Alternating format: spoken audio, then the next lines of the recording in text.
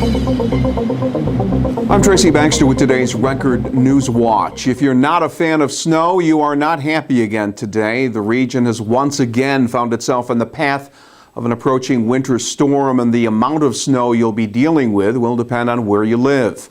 Accumulations are expected to be in the range of 3 to 6 inches, maybe more in eastern sections of the Hudson Valley, probably less in the Catskill region of Sullivan and Ulster counties. The projected storm prompted schools to either cancel classes or dismiss early. The heaviest snow may be falling by the evening commute, and the storm will be over by the time you head off to work tomorrow morning. Keep clicking here at Record Online for updated weather and cancellation information.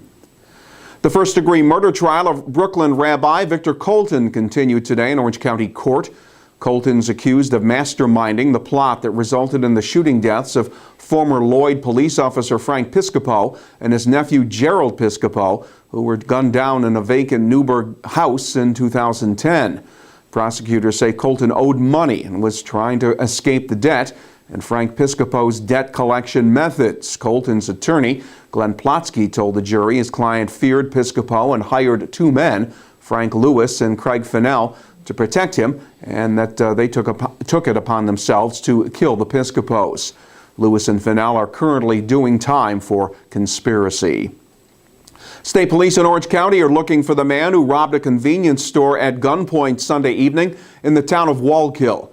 Investigators say a white male wearing a mask and displaying what appeared to be a black handgun made off with close to $1,000 from the Fair Oaks Mobile at around 7:30 in the evening. The man ran off down Brown Road. Police were reviewing surveillance video in hopes of developing leads.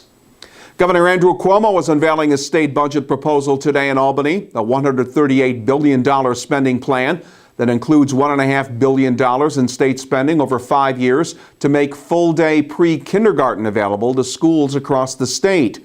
Also a part of a spending package, about $2 billion worth of tax breaks over the next 3 years.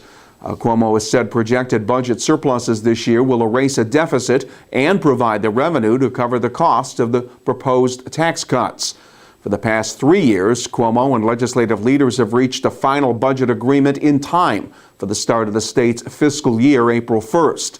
Look for a complete report on the contents of the governor's budget proposal here at Record Online and in tomorrow's Times-Herald Record. A report of shots fired in Newburgh's Washington Heights neighborhood Sunday night has led to the arrest of a city man who was carrying a loaded handgun. Responding police officers arrived on Courtney Avenue after getting the shots fired call, along with a report of a man with a gun. That's where they arrested 35-year-old Devon Flavius and recovered a semi-automatic handgun containing 8 rounds. The gun's serial number had been scratched off. Flavius was charged with criminal possession of a weapon. Police say they had no conclusive information to link the shots fired incident to Flavius. Meantime, police in Saugerties have charged the town of Ulster man with felony driving while intoxicated following an accident on Route 9W. Police say 43-year-old Douglas Geisler was intoxicated when he slammed his car into a utility pole. Geisler was not seriously hurt. Police say the DWI charge is a felony because he had a previous drunk driving conviction within the past 10 years.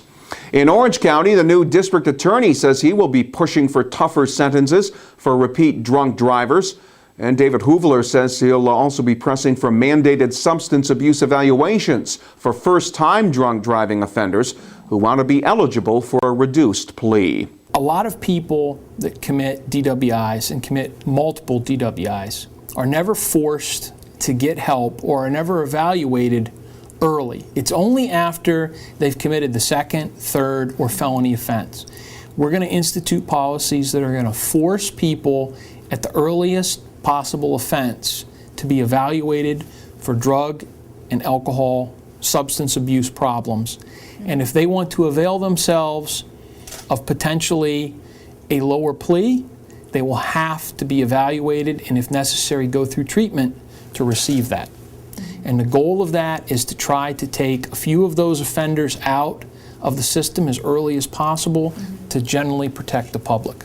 Hoovler says his office will also be pushing for maximum allowable fines in all DWI cases.